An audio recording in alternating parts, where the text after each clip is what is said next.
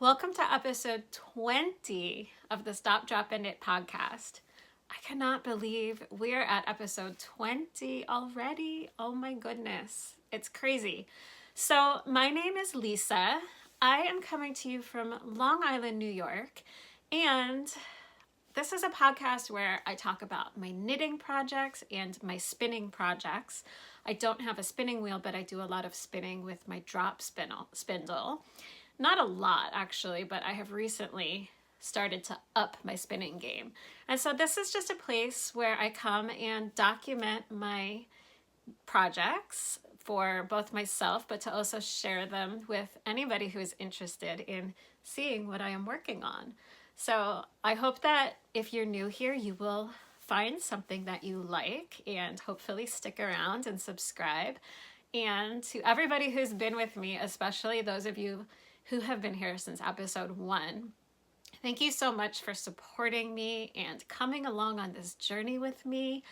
I have been having so much fun on YouTube, getting this channel going, and yeah, I'm just really happy to be here and take you guys all with me on my little journey. So let's see. Today is Friday. Today is Friday. I had to think about that for a minute. My days this week, I have been like, in my head, I've been like a day ahead for some reason of what it actually is all week. So I have been just super confused. But it is Friday. It is April 16th. It is like everybody's birthday today. Happy birthday to my Aunt Mary Jane, who probably does not watch this podcast. To my friend Donna, who was my best friend in middle school. It's her birthday today too. I'm sure she doesn't watch this podcast either. And my college roommate, Catherine, my grad school roommate, it's her birthday today too. And I'm quite sure she doesn't watch this because she lives in Belgium and she doesn't knit. So yeah, none of those people knit. But yeah, so April 16th. So if today's your birthday, happy birthday, because it's everybody's birthday today. Except mine.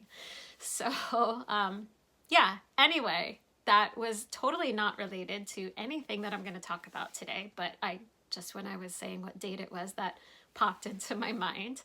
So, yeah, I have a feeling that today's episode is going to be not quite as lengthy as my episodes usually are, because I only have been working on a handful of projects.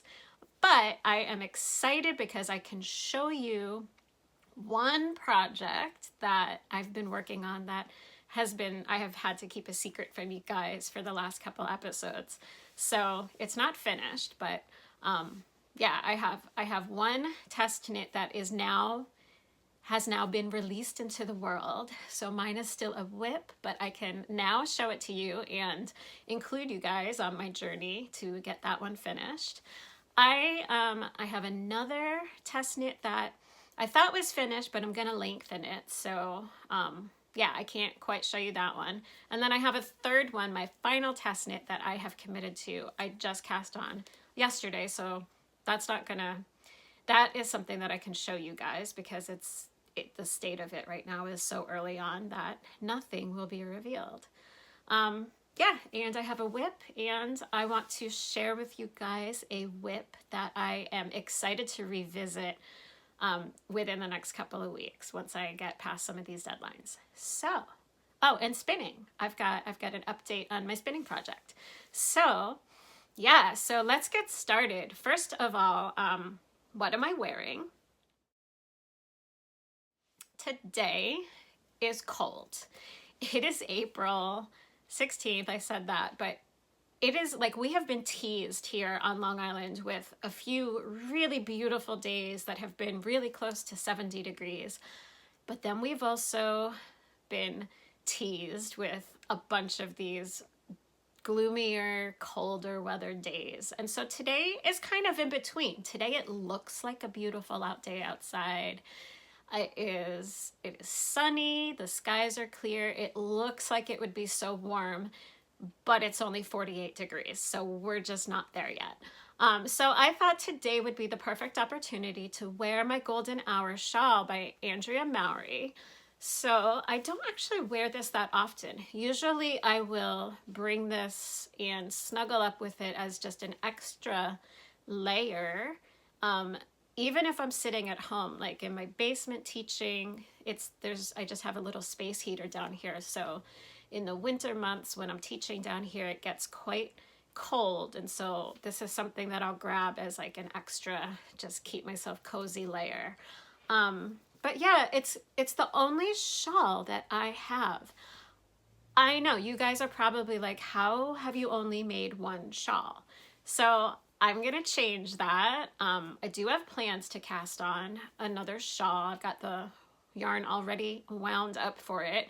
Again, I'm just waiting for some of these deadlines to pass, but I do have plans to cast on the hipster shawl, the light one skein finger weight version. So I didn't bring that to show you guys today, but yeah, so that is the next shawl that I'm going to be casting on, and I'm really excited to do that pretty soon. But yeah, I don't know. I'm not a shawl knitter. I used to be a sock knitter, and then I started just getting hardcore into sweaters and signing up for test knits with all the sweaters, and I still do a lot of socks. So socks and sweaters have kind of been the focus of what I knit. And I have this one shawl that I did maybe two years ago now, because I wore this to the last Maryland Sheep and Wool Festival that was live. So I guess that would have been 2019 when we went. So I had just finished this right in time for Maryland Sheep and Wool, and I was all excited because it was like my second time going. And the first time I went, I didn't have anything knit that I was wearing, maybe a pair of socks, but nothing that anybody was gonna see. So it was really fun to walk around the festival, and I had my shawl. That day it was pretty warm, and when the sun was out, it was pretty warm. I had just like a tank top on. And then this was like really great just for when it was a little bit chillier. It was kind of cloudy and a little bit rainy for part of the day. But yeah, so I'm gonna take it off, which makes me kind of, I'm gonna have to style this again. I have it sitting in a really good place right now, and I know I'm not gonna be able to replicate this. I think that's what I struggle with the most with shawls, is just getting them to sit in a way that I think looks really, really nice. And I managed to do that. So hopefully I can replicate this after I take it off. But yeah, so I knit this on a US size 9 needle. And the yarn that I used wasn't anything super fancy, but it is Plymouth yarn worsted in, I thought that I had the colors on my Ravelry page, but this was before I got really good at keeping my Ravelry up to date. So I don't actually have the colors listed, but it's like a beige-ish kind of brown, and then a dark brown, and then like a light purple. And so yeah, this was a really fun project because there are all of the different stitches in it. So we've got like this lacy section in the brown there, and then we've got these little shorter divisible like sections that divide in between the larger sections that have the lace pattern. And then we've got the baubles, of course. So the baubles were really fun. And then this like cross pattern in the middle, and then more of like just the lace and the cross patterns. So yeah, it's a really easy project. I know a lot of people have knit this, but if you haven't, it starts off right, I think in the middle. And what you do is you do like a garter tab. I think that's what it's called, the garter stitch tab. And then you do like these increases to make the shape. And you just keep increasing. And so you start off with this little tiny section here, and then you're just adding these panels. So this is one of those that gets It goes pretty quickly at the start, but then by the time you get to the end of the project, it is taking a pretty long time to get through even just a row. And then it's got this cute little picot edging over here. So yeah, so I love this. I should wear it more. And I will wear it more. I find it really hard to style sometimes. And then like wearing a shawl with a coat and everything. I think that's why I wear it kind of in more in between weather if I'm gonna leave the house in it, because everything gets really bulky when you're trying to like wear a winter coat and then like sweaters and shawls and hats. I don't know. It's just a lot going on. So that is my Golden Hour shawl. I will try to see, I mean, I can't get the whole thing on screen for you, so I'll dig through my photos and see what pictures I have, and maybe I can insert something. But I think that you guys can get a pretty good idea of what this looks like. So, I guess that's all that I have to say about this project. I'm going to pause the camera and figure out how to get this back on. I mean, maybe I don't have to pause the camera. I'll see if you guys. So this is kind of what I did the first time. So I don't know. I might just be back in a minute while I figure this out. I had it kind of like that, and then like that, and yeah, I think I'm gonna have to pause you guys.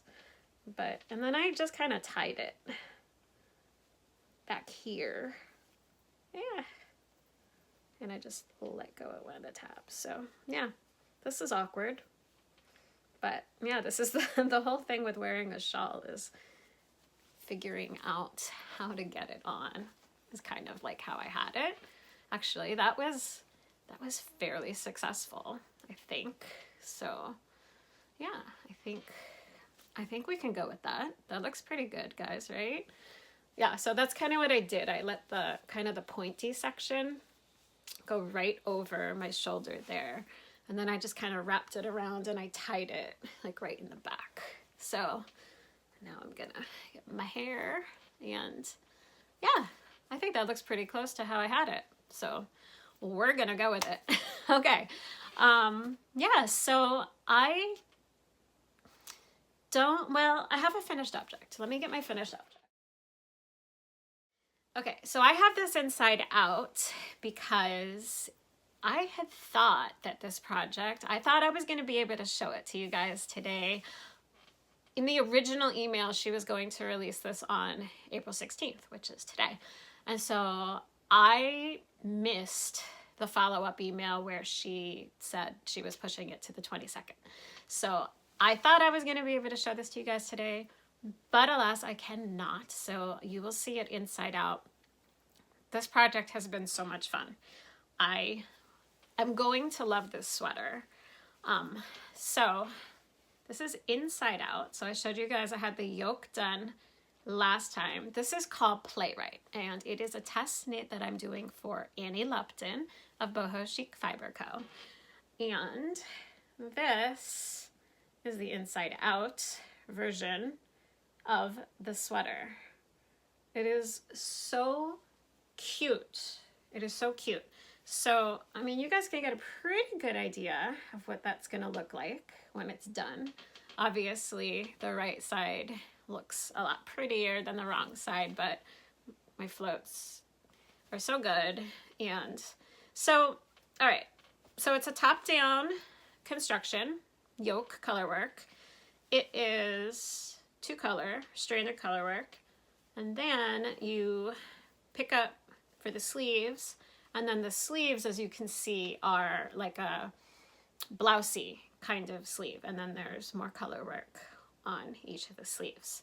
So I just like 10 minutes before I started recording the podcast, bound off the cuff on sleeve number 2, and I thought I was done, but then I tried it on and it fits great, but it is more cropped than I would like it to be. So this is, it's pretty cropped. Like my pants kind of start right here. So I will feel more comfortable if it sits a little bit lower like this. So I am planning, especially now that I have more time, I don't have to worry about blocking it this weekend, even though I was about to do that. So I'm gonna unpick, since it was top down, it's gonna be really easy for me to just undo the bind off, take out the ribbing, and I'm just gonna add a couple more, like maybe 3 or 4 more inches to the body, so that, because I can see, I love this sweater, it's beautiful, but if I leave it this cropped, I'm not gonna feel comfortable wearing it. In my wardrobe, I don't have a lot of high-waisted pants, bottom garments, skirts, anything like that. And while I would love to just go purchase a whole bunch of things to go specifically with my knits, that's not gonna happen anytime soon. So I'm not gonna just go shop for something just to go with the sweater. So I am going to add a few inches to the sweater, and then once I do that, then I know it's going to be one that I will wear a lot. The colors are exactly what I love. I think this is going to be a really fun winter piece, especially. So let me show you guys again the yarn, and I have plenty of yarn left. This is what I have left over, but I also have a whole other skein of the Kelbourne, which is what I need for the main body color. So this is upside down. I'll hold it here so you guys can see. This is Kelbourne Scout, and it is 100% wool. It is a DK weight, and the color is Mulberry. And yeah, so this might not be enough to give me the extra length that I have on the body. So I probably will actually need to dip into that 4th skein. So yeah, this sweater as it is right now took just under 3 skeins of the Kelbourne Scout. And this is the Woolfolke Flette yarn. And this is the color number 1, which is the lightest gray. And so this has been a really fun knit to combine these 2 different textures of yarn. So yeah, so that is my finished object for the week that is now no longer a finished object. So yeah, I've got a little bit of work to do unpicking that bind off, but it's going to be worth it to do that because I will get so much more wear out of it if it is not as cropped as it is in its current state. I guess I could have tried it on before, but I didn't for some reason. So probably if I had tried it on before doing the ribbing, I would have realized that I was going to be happier and just not done the ribbing and bind off yet. But I didn't do that. So now I do have a little bit of extra work ahead of me. But yeah, so the texture of this sweater is amazing. I really, really love it. You guys can see the texture there on the sleeve color work. And yeah, the sweater fits really perfectly. The only thing I am not pleased with is the length of the body. So I'm going to make adjustments for that. And that is my one and only finished object. So let's move on to whips. Okay, so my first whip is a brand new cast on, and this is another test knit that I'm doing also for Annie Lupton of Boho Chic Fiber Co. She has so many fun sweater designs that are going to be out within the next few weeks. So yeah, if you guys, I've done a lot of knitting for Annie over the last couple of years, and she does have a lot of really interesting designs out there. And like, I have wanted like every single sweater test knit call that she has put out, almost all of them recently, I've been like, I really love that sweater. I really want that in my wardrobe. And so I kind of committed to too many at once for my comfort level. But I just like them so much. And so sometimes if I like a sweater a lot, I'll of course put it in my queue, but then I get distracted by other things and I never get it knit up. So at least by agreeing to do the test knits, I can guarantee that some of the things that I really like will actually get completed. Yeah, so the other night I was like, okay, I need a new project to work on during my Zoom.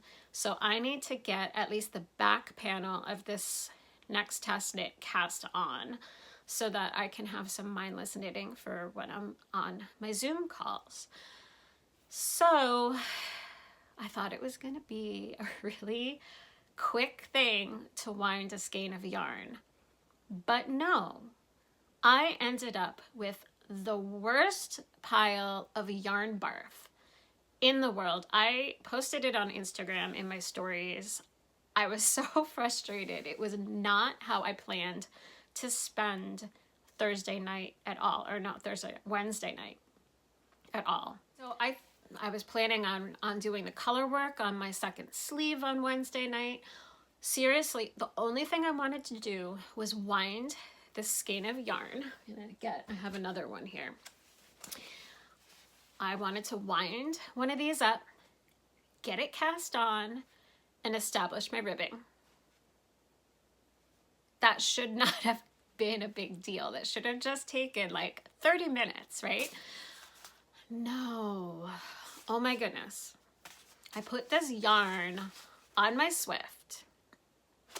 And you know how when it gets stuck and you can see that it's not gonna wind properly, like sometimes you put the yarn on your umbrella Swift and you start winding and it's so easy. It just goes and goes and goes, and like a couple minutes later, you've got a beautiful cake of yarn. No, that was not the case. I put it on, and I tried from both directions, because at first I was like, all right, well, maybe this one side is just a little bit twisted. So I tried the other side, the other end of the yarn, and it was the same thing. It just would not wind up. So I took it off of the Swift, and I tried to put it like around a chair. I tried to just kind of lay it on the ground, and it was just so tangled up, and then everything I tried to do just made it worse, and I just ended up with like this big pile of yarn.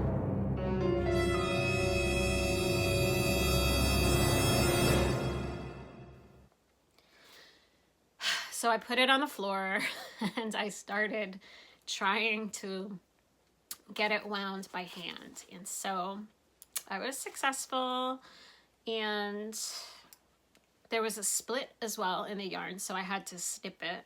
So I had 2 balls of yarn, but it's really pretty. Let me show you what the yarn is.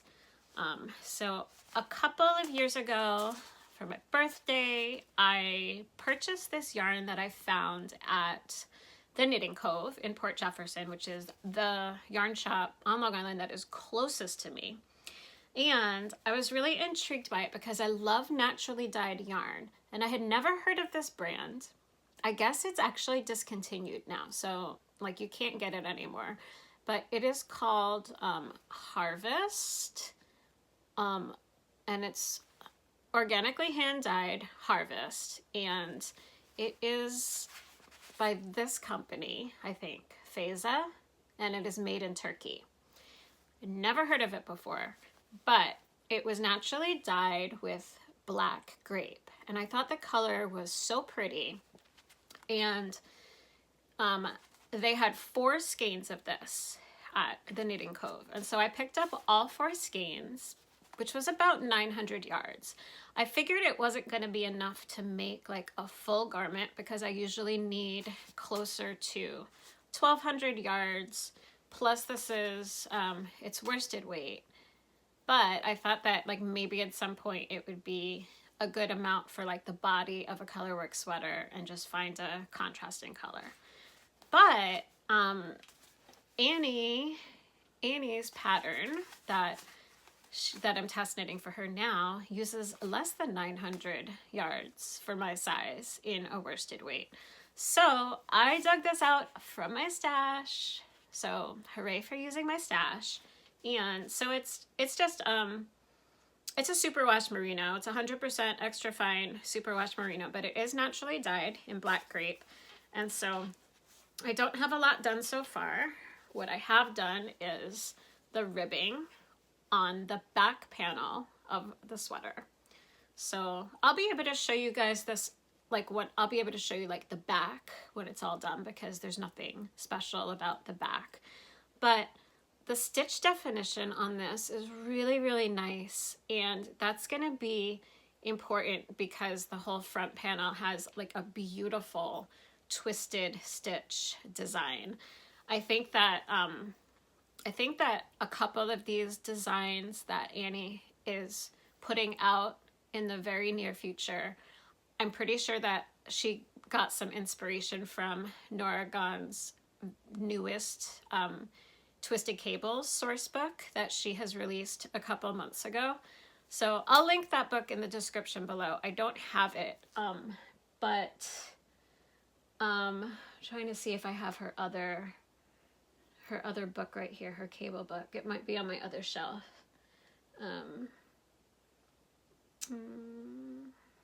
Yeah.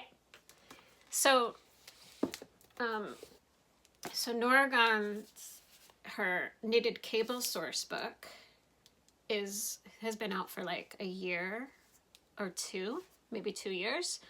And this is a really great resource that a lot of people turn to for doing like cable designs and getting inspiration from that. And just this past like January, I want to say, Nora Gaughan released another book similar to this, but all for like twisted stitches. So I haven't picked that up yet, but it is definitely on my list. So I'll link both of those in the description box below in case anybody's interested in those books. But they're really great resources for cables, and I guess twisted stitches is her latest one.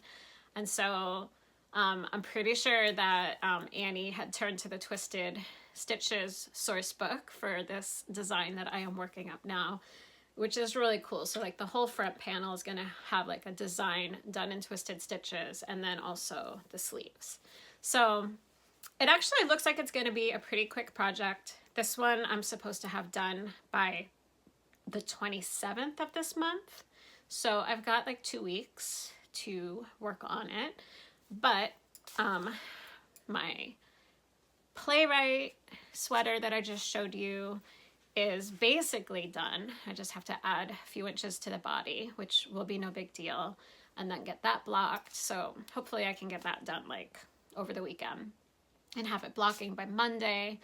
And yeah, I'm just gonna chip away at like the back of this one, and I'll probably cast on the front of it to get started on a different set of needles so that I can like work on the back while I'm on Zoom a little bit, since that's a little bit more mindless. And the front of it, obviously I can't, like I have to be really focused to be able to focus on that design. I just said the word focused like 8,000 times in that sentence, but you guys know what I mean. Not a Zoom project for the front panel, not a Zoom project for the sleeves, but the back of this is.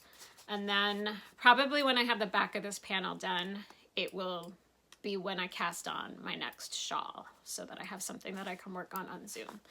So that is this, and hopefully the other skeins will wind up more easily than the first one, because I think it took me about 3 hours Wednesday night to get that yarn barf wound into untangled balls. Not 3 hours that I wanted to spend that way. So, I mean, it was fine. I put on Like, I binge watched some Fiber Tales episodes that I hadn't seen from before, and yeah, so that is what I did the other night.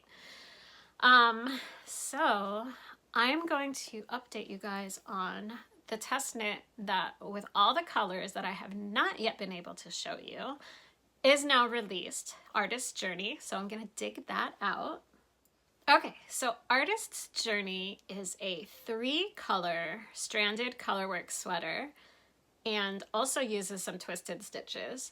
And this is Annie Lupton's latest design. And so I am going to insert a picture of her sweater for you guys to see, because the colors that she used yarn by Julie Aslin, and I think it was called Journey. It's a sport weight, her sport weight base. And her colors are very different from mine. I wanted to show you guys the picture so that you could really look and see how the twisted stitches sections in between the color work look. Because mine, you can't really see it that well because of the type of yarn that I'm using. The colors that I'm using for mine are in all of these bits.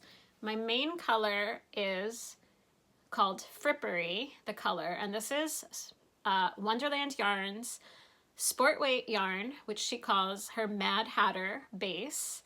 And so this one is Frippery, and you guys can see all the speckles in here. It's like all of these kinds of, I can't even like hold it all up in one hand, but all of the colors that I'm using, and I'm dropping them everywhere because the Stop, Drop, and Knit podcast, I drop something every episode.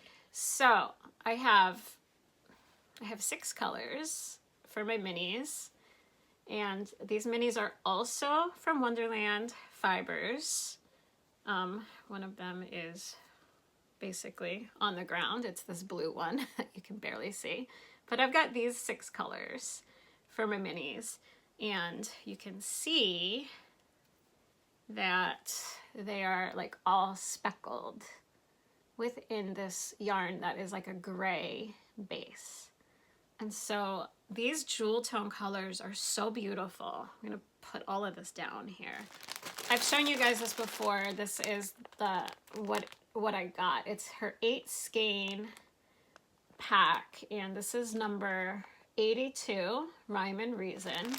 So she pre-packages into either 8 mini skeins or 5 mini skeins. So I chose the 8 because it was 6 colors that I needed.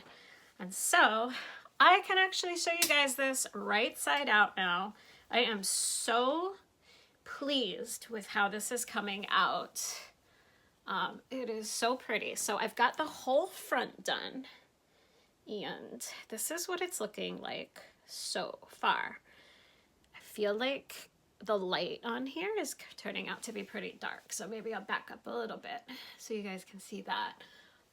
There we go. That lighting's a bit better. I think I was just too close. So this has been a project that you start at the bottom with the bottom ribbing, and you work it bottom up in the round, so it's upside down right now. But there's these sections of twisted stitches. You guys can see them there. But they are pretty hard to see because of the speckled detail to the yarn, which actually has been really great because there have been a few rounds that I have kind of spaced out on and made a mistake, and I was able to just say, you know what, I'm gonna leave the mistake in there because it's not like you can see it anyway. So, because of course it was like a mistake that I had made towards the beginning of the row, and when you've got about 300 stitches every round, picking out twisted stitches that are like a 1x1 twisted stitch every 3rd stitch is, yeah. It took me about half an hour just to go around one time, so I didn't really want to spend another half an hour just picking it out again and for one round. Yeah, obviously, if I had used like a plain color yarn, then the pattern would have been much more obvious, and I would have undid the stitches to correct my mistake. But it's nice to just have it hidden in there. I would never, I mean, if I can't tell, I know nobody else is going to be able to tell. So what I got finished in time for the release, she just released this past Tuesday, was I did finish the shaping for the front neckline and shoulders. So I finished that, and I got started on the back. So I knit like the first cable section after splitting for the front and the back. So I still have, I've got to do this colorwork section, another twisted stitch section, and then this colorwork pattern, and then the back neckline shaping before the back of this is going to be done. So I am not in a rush with this one anymore because the deadline has come and gone. I'm going to continue to work on it, but it's going to not be a project that I am going to continue to stress over. This has been a lot of work. It has been a very, very slow knit, which has been great, but the kind of thing that you don't really want to have a deadline for when it's a project that is this slow. So I wanted to say though that with all of the 3 color stranded sections in here, I have found it so much easier. You guys remember, if you've been with me for a while, if you were with me when I was test knitting the Noctuidae sweater by Catherine Clark, I was really struggling with a lot of those 3 stranded sections. And with this, I'm not at all. And I think that the difference is that in this sweater, I haven't had to worry about catching any floats. The pattern is so regular in this one that I haven't had to catch any floats. They're just a few spaces apart. And so I think that that was the biggest difference, is that with the Noctuidae sweater, with that 3rd strand, it wasn't always, like there were some rounds in that sweater where you were only using that 3rd color for a couple of stitches. And so like having to be carrying a 3rd strand with you when you weren't necessarily even actually knitting with it made it more complicated. At least it did for me. And so I think that that was why I struggled more with it in that project than I am now, because I'm in like a really comfortable place when I do the 3 strands in here. It's been working out so easily. So, and I haven't had like a ton of practice. I mean, my garland sweater only had like 6 or 12 rounds of 3 colors in it. So it's not like I've had a lot of, excuse me, a lot of practice with the 3 strands since knitting the Noctuidae. But it's just been much more intuitive for this sweater. And I think that the reason is just the spacing of the stitches being so consistent and so close together that I haven't had to worry about catching floats. So, yeah, so this is Artist's Journey. And I'm really loving it, really enjoying it, and I still have quite a bit of work to do. So this is one that you guys are going to continue to see from me. I probably won't pull it out again until I finish the body, like the back of the back panel. Yeah, so I'll probably just update you guys on this one sometimes now. So yeah, so this one is out now. It's actually a really great project if you have a lot of colors of sport weight yarn that go really nicely together and you have scraps from other projects. The colorwork sections only use around 100 yards, like over 100 yards, but mostly like less than 150, at least for my size, and I'm knitting a size 3. So you can maybe, depending on like what colors are in your stash already, use like, this would maybe be a great stash project for a lot of you. For me, I just didn't have a lot of colors of sport weight yarn. Like I had Christmas colors and then a couple other like random things that were more pastel. Like I didn't have enough that went together, which is why I ultimately decided to just order yarn for this project. So, but you could easily find a nice main color and then a lot of minis. And if you have like 150 yards in like 6 different colors, I think only one of them uses like 190 something. So yeah, so you might be able to use scraps for this. So yeah, but it's a really fun project. It's a really nice design. I highly recommend it. It is a slow project, so I would recommend also having a more low-key project to work on simultaneously if you choose to knit this design. Okay, so those are all of my sweater whips. I have a sock whip, so let me dig that out.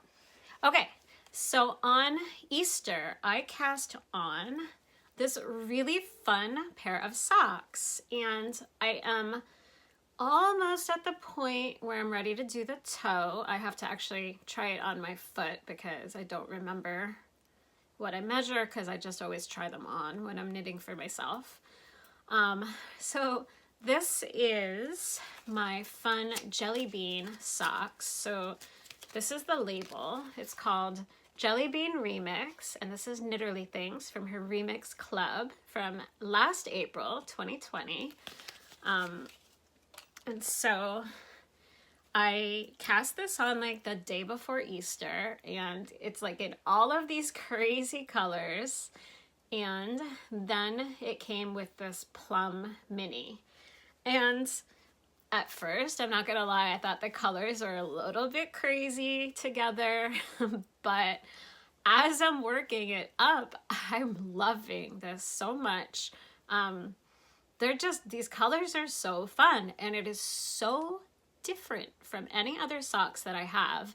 And I was actually, when I was knitting on this the other day, I have a sweatshirt that I was wearing that is in like the same color, and it's like a sweatshirt that I wear all the time. And so I was like, oh, all right, like I can totally wear these socks with that sweatshirt. I have a few socks that I like to wear with that one, but I was thinking like, what on earth am I gonna wear these socks with? These are so super bright. But yeah, they're called Jelly Bean Remix. Last week I inserted a picture of what they looked like right up against a handful of jelly beans that were in Owen's Easter basket. So I can insert that again so that you guys can see how well those jelly beans actually, like these colors actually represent those jelly beans. So yeah, this I'm knitting, it's a free pattern. So I'm going to tell you about the pattern. Try to put it on my hand a little bit so you guys can see. It is a 2x2 cuff ribbing at the top. Top down, or cuff down socks, 2x2, knit 2, purl 2 for the ribbing. And then what you do is, so this pattern is my knitted heart vanilla socks. I don't remember, I'll put the designer's name because I'm not remembering it offhand, but it is a free pattern that I have used several times. And so what you do is, after you do the cuff, you continue just the ribbing down the sides of the sock. So you have like 14 stitches. Like I have 56 stitches is what I cast on because I have very small, narrow feet. And then so you do like basically 1 needle's worth of stitches on this side in the ribbing pattern, and also on the other side. So the sides still have the ribbing, but the front and the back are just plain stockinette. And so that is giving me a really nice fit. So it just like, it's a little bit more forgiving with the ribbing. It sits a little bit tighter, like not tighter because the ribbing is really stretchy, but sits a little bit more fitted, I guess, on my ankle, my leg, than like a plain vanilla, plain stockinette all the way down. And then it's just a slipped stitch heel flap and gusset, and a little heel turn there. And now, yeah, so now, and then you continue that ribbing also down the sides of the foot, so that the top of the foot is in stockinette, the bottom of the foot is in stockinette, but the sides still have that ribbing. So this is actually one of my favorite patterns, and it is a free pattern, so you guys should try it out, especially if you have really narrow feet like I do.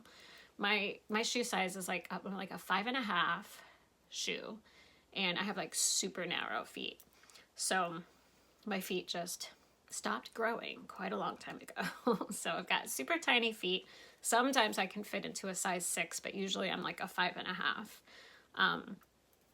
And because my feet are so narrow, I just find that like having a little bit of extra ribbing going along the foot just really helps for a really nice fit on my small, tiny feet. So yeah, so this is going to for sure be finished by the next episode, because I basically have maybe a stripe or two, if that. Might be I'm pretty close to just doing the toe. So that is almost a hoe. And that is all the knitting projects that I have to share with you guys today, but I do have a little bit more of my art yarn that I have been spinning. So I'm going to go into spinning plus a little bit of fiber to show you guys. So let's move on to spinning. Actually, I forgot that I said I wanted to show you guys really quick another whip that I'm excited to get back to in the next couple of weeks. I think I showed this in one of my earliest podcasts, and I have to remember how this goes. Okay, this goes like this. So I have to remember what this cardigan is called, but this is a Joji Locatelli design, and I remembered that I really wanted to work on this in the spring. So I had cast this on, I think it's called like All the Lights cardigan, maybe. I basically have like the shoulders done. I am not very far with this. I cast this on almost a year ago, almost a full year ago. I want to say maybe in May. Maybe I cast it on maybe in May. And this is another really, really slow knit, but I am so eager to get back to it. I just split for the armholes. So I did show this once before on the podcast. It is such an amazing design, and these colors just scream spring to me. So it's like a grello, like a gray, pale yellow. I think it's called, it's called Yellow Jacket. And so the yarn I'm using is Ba Sonoma, which is a DK yarn. It's 100% superwash. And yeah, this color is Yellow Jacket, but that's what the label looks like. And it is just so beautiful. With all of those beautiful speckles in there. Oh my gosh. Yeah, so I had basically set this aside all winter because of all the test knits and things that I've been working on, but also just the colors of it felt very like spring to me. Well, now we are in spring, and now I wish that this were finished so that I could wear it right now, because it would be like that perfect cardigan to wear right now. So I do want to get back to this. Oh my goodness, this pattern is so brilliant. Joji Locatelli's construction she's impeccable in her design work, I swear. She's so clever. This has a little bit of everything. It's got cable on the shoulders. So both sides are the same. Basically, in the middle, it's a mirror image from the middle. So there's a nice cable section in the middle, and then there's this lace stitch section with bobbles, and then there's like a little bit of a twisted stitch section over here, and then an Aran section over there, and then on the front side, so that was the back that I just showed you. On the front side, there is a braided panel that goes like, I don't think that there's a button band for this one. I think it's just an open cardigan with this beautiful like braided panel down the front. So I am so excited to get back to this because of all the different stitches in here, and there's charts, and it's just, this is a pattern that takes so much concentration, which is why there's so little of it done. But I did split for the arms, so now I'm at the point where instead of working it in different sections, I'm going to be working around the circumference of the body back and forth, because it is an open cardigan, so it's like a flat, knitted flat at this point, not in the round. But yeah, so, and it's pretty long too, like this one is like a below the butt cardigan, so this is going to take some time. Probably won't have it knit finished like anytime soon, so probably won't be able to really wear it this spring. But the colors, I think I will at least enjoy working on these springy colors this spring. And it has pockets. Love things with pockets, so that's gonna be fun. So yeah, so I forgot that I pulled this out because I wanted to refresh your memories, since it was very, like, one of my first like 3 episodes, I think, that I had dug this out to show you guys. Maybe episode 2. So a lot of you have probably never seen this before, and I am going to pick this up, this one and the test knit that I'm doing for Annie, the one that I just showed you, that now I don't feel like there's a deadline on it anymore since it's already out. So I'll probably, like, these 2 projects are going to be like my concentrated knitting time focus, and I'll probably like actually alternate between them now that the pressure of that deadline for the other one is behind me. So pretty, and it is just so spring. So this is Yellow Jacket colorway in Ba Yarns Sonoma. So pretty. Okay, so now we're gonna move to spinning.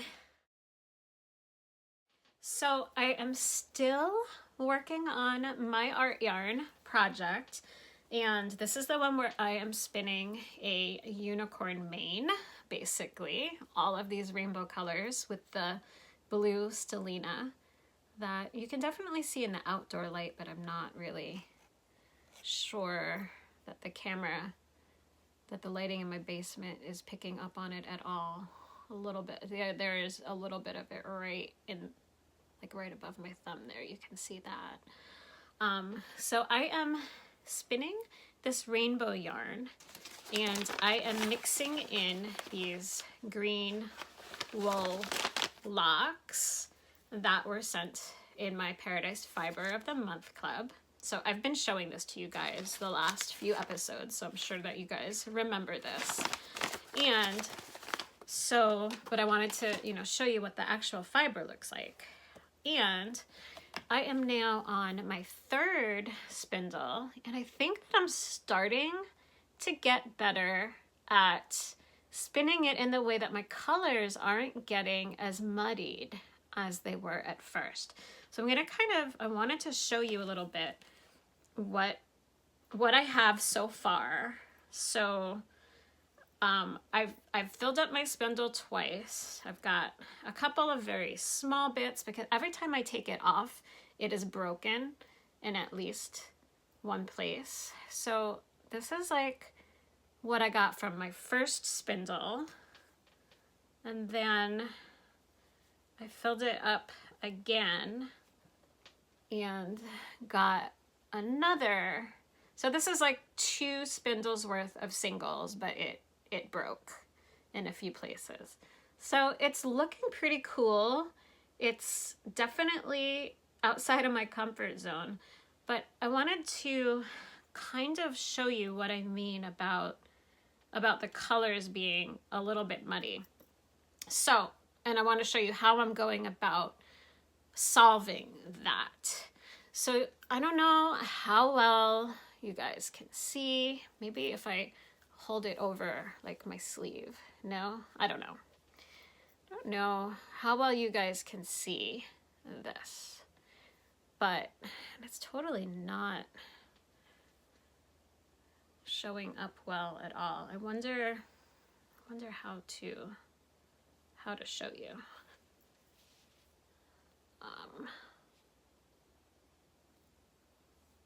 But like, here's a section that I spun pretty thin. You guys can't really see that.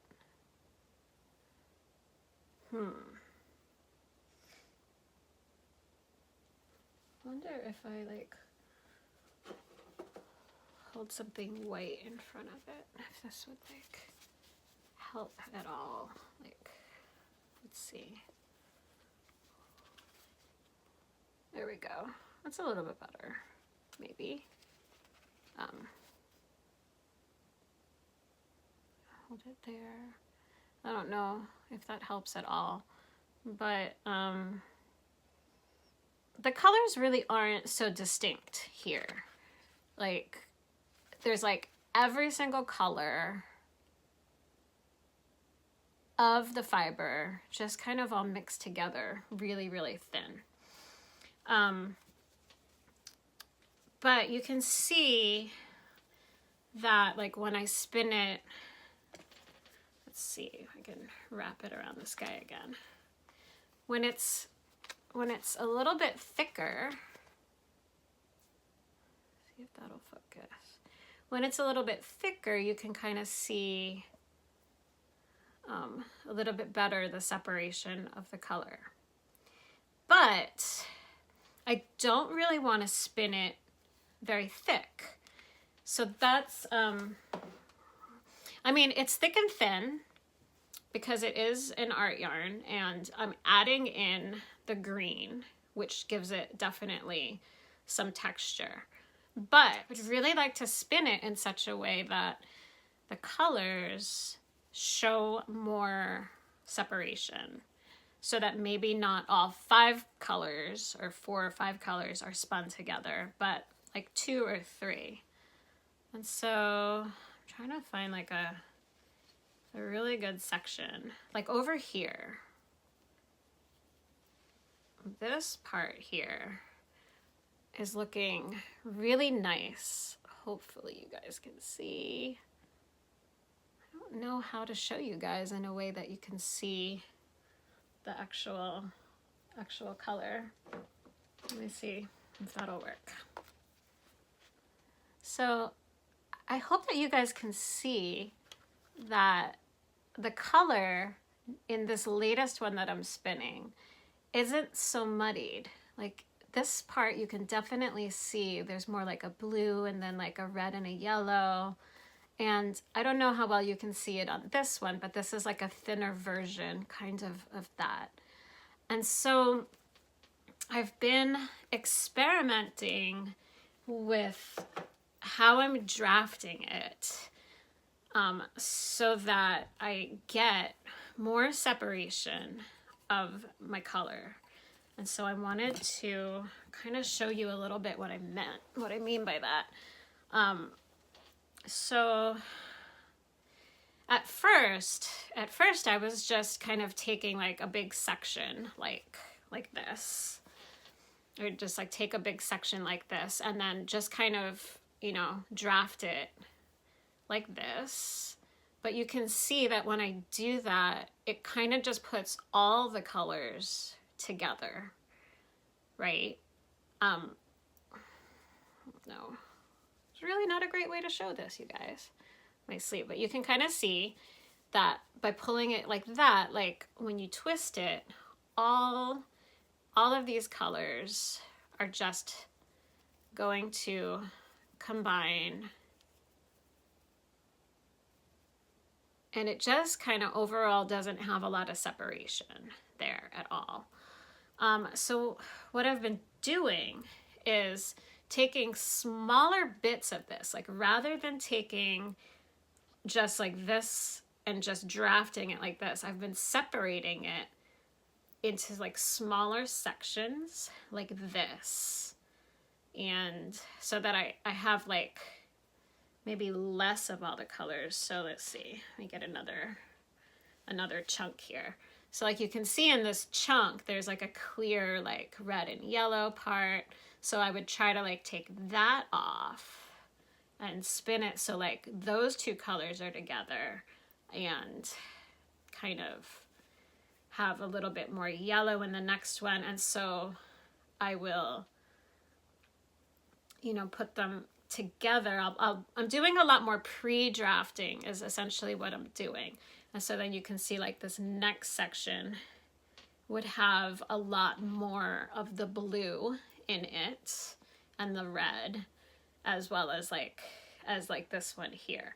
So I'm trying to take like that same amount that I pull to spin, but like pre-drafted in such a way that my colors are, it's less just all of the colors like this together.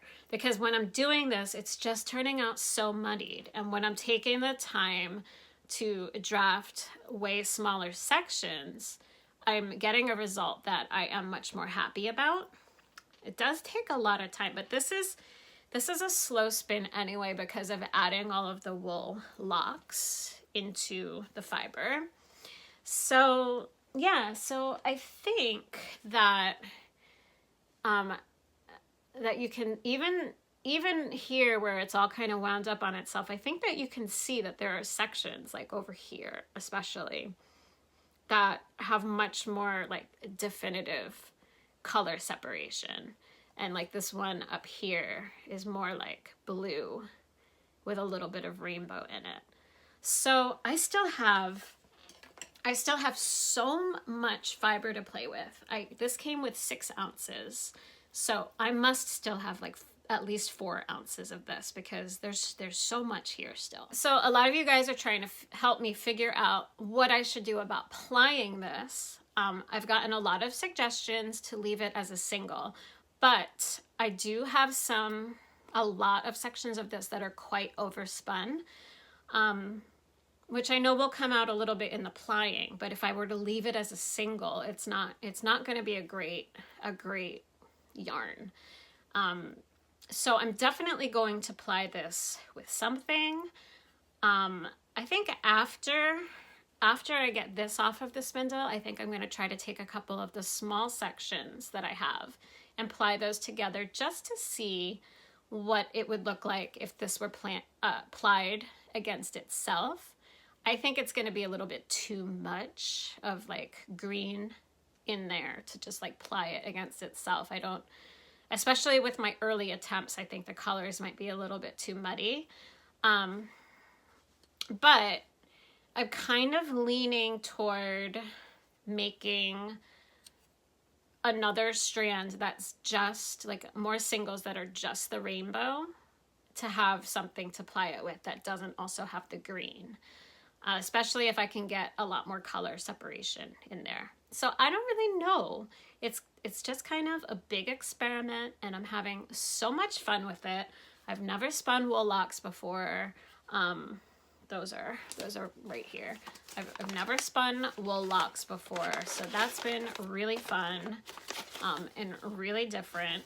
I might also experiment because I have so many locks left that another thing that I might do is comb these out and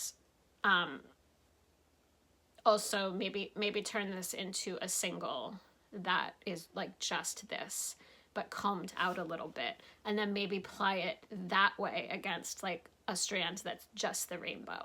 So I don't really know, but I think I've got this huge, this was 2 ounces of locks, which I think actually gives you quite a bit of fiber when you comb them out still.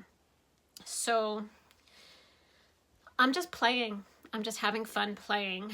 But I wanted to show you, so I had a viewer who had sent me the crimson locks. So let me get those. So she sent me her crimson locks because she was like, I am not going to use these. So I also have 2 ounces of of these. So I have quite a bit of these. And so what I did was I ordered another colorway from Paradise Fibers. So we're gonna kind of go into acquisitions now, because this is all I have for acquisitions.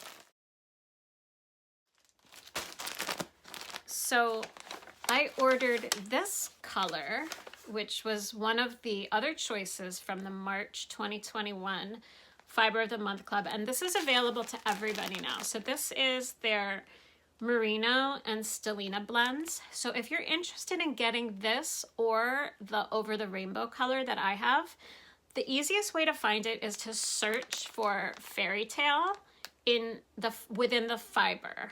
So if you go to the fiber section, and then if you go to the search box, because I was having a hard time finding it on their site, the way that it's organized. So finally what I did was I searched for Fairy Tale, and then the yarn came up, and then you can choose. There's 8 different colorways.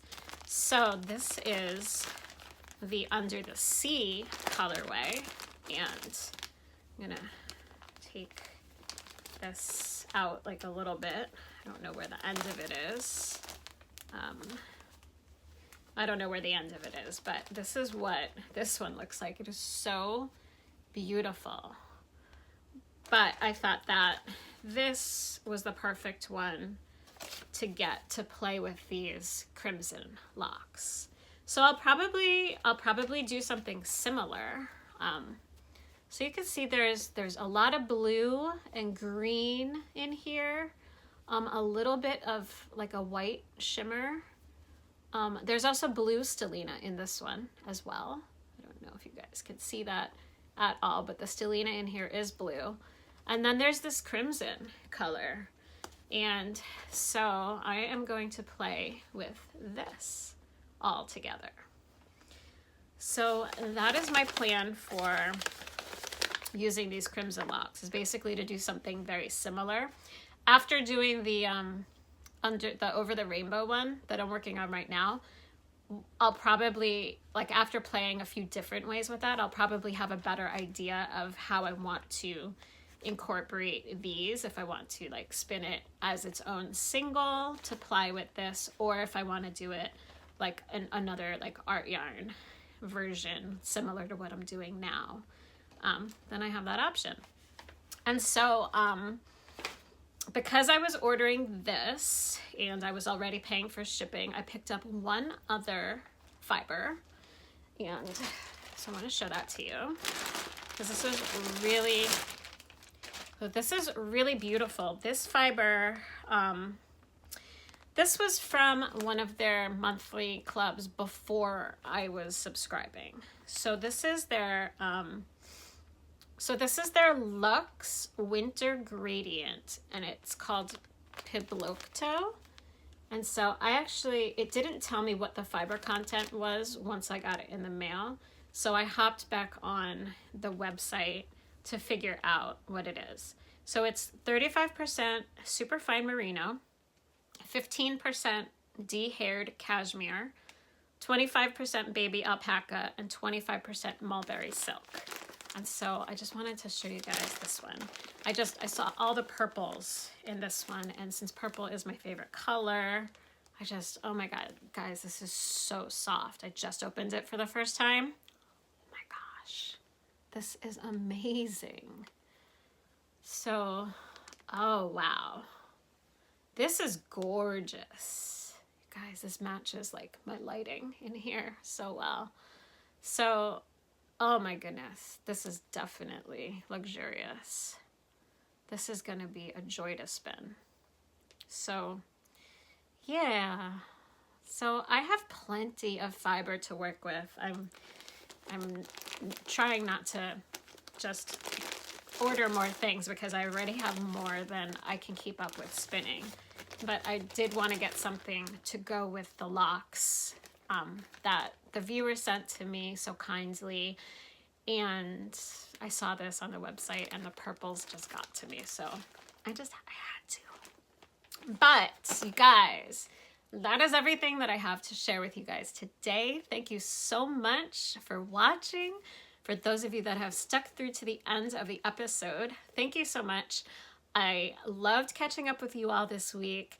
If you are not already subscribed, I know I have a lot of viewers who are faithful subscribers, but I also know that I have a lot of viewers who are not subscribed. I think only about 30% of my viewers are subscribed.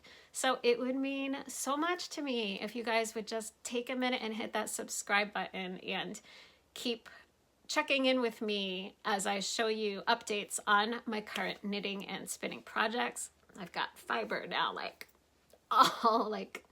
there we go. I had a big piece of fiber stuck on my nose.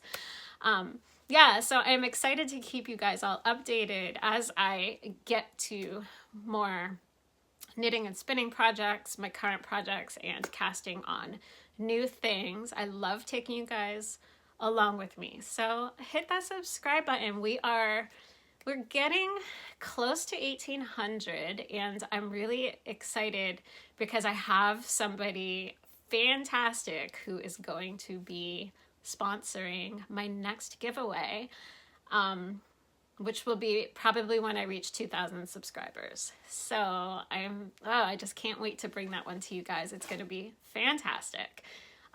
Yeah, so let's help get me there sooner. Yeah, and that is everything that I have. I hope that you guys all have a great rest of your day, a great rest of your week, a great weekend, a great rest of April, and I will probably catch up with you guys sometime next week. I am going to be receiving my second dose of the vaccine next Friday, which is the day that I usually record.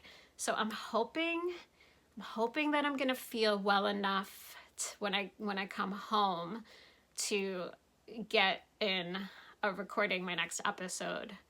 And I hope that like the fever and everything that a lot of people seem to have from the second dose, I hope that will hold off until the next day so that I can record my next podcast on schedule on Friday.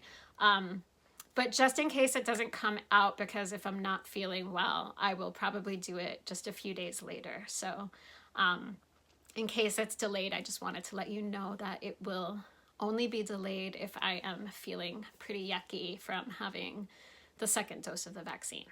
But I'm still looking forward to having my next dosage. Not so much looking to the side effects, but it's a small price to pay to keep everybody healthy and safe. And yeah, so hopefully you guys are all right there with me and we can get back to a new level of comfort being out in public with each other soon in the coming months and next year. So with that, I hope that you guys all stay healthy and safe, and I will see you soon. Bye-bye.